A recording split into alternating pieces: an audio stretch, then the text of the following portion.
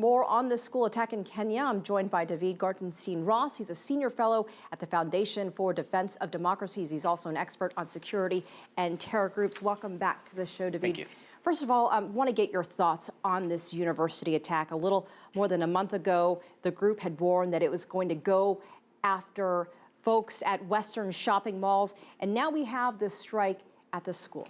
Awful attack, both in terms of the number of people killed and also the methods being used. You had mentioned that they specifically targeted Christians. They did this in multiple ways, including attacking religious services and also actually separating out non-Muslims and taking them hostage, sometimes killing them at random. So both the targeted killing and also the enormity of the number of people left dead makes this an absolutely devastating attack.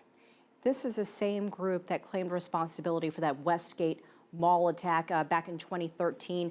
How difficult is it for authorities, especially in that region, to kind of track and anticipate these sort of attacks? It seems like al-shabab, was kind of quiet for a while, if you will, and now we're seeing warnings, and now we have this. It's very difficult. Shabab hasn't been completely quiet.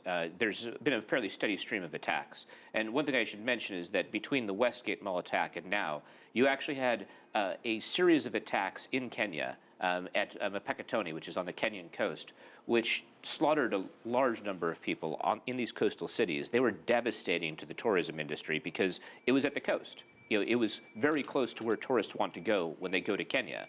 And after that, the tourism industry did not recover. They've been recently trying to convince people that it was safe to come to Kenya again, and this attack just drives a dagger through the heart. As to how difficult it is to anticipate, it's difficult. It's very hard.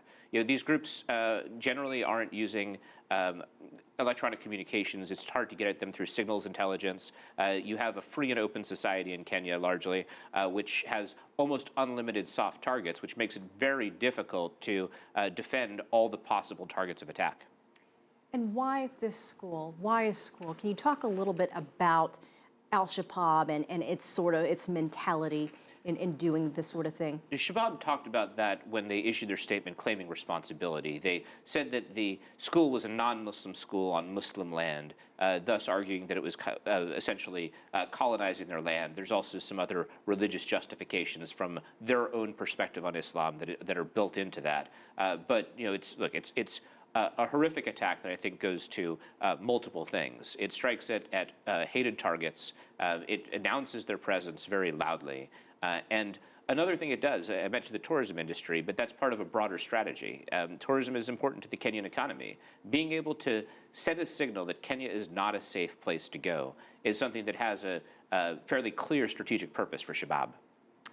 There were security guards at this school. They were overpowered. And, issues like security, safety, major concerns here. What is the answer? Not security guards, but what's the larger answer for this? There's not a real answer. I mean, if you look at this particular problem, that of jihadist violence, the trajectory is moving in the wrong direction in Africa in very real ways. I mean, if you look in Libya, you have a civil war there where jihadists become major players. In Tunisia, you had that awful attack at the Bardo Museum.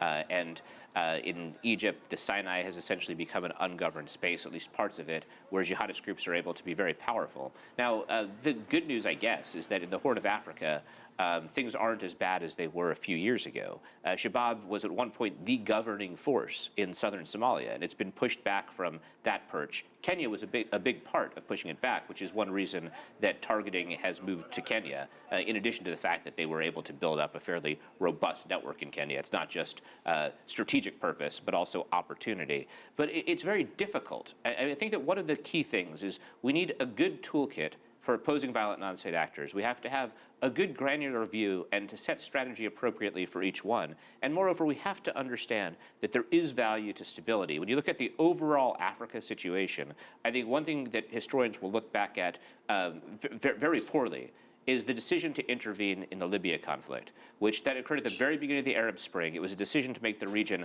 less stable, and I think that the consequences have been immense and are underappreciated.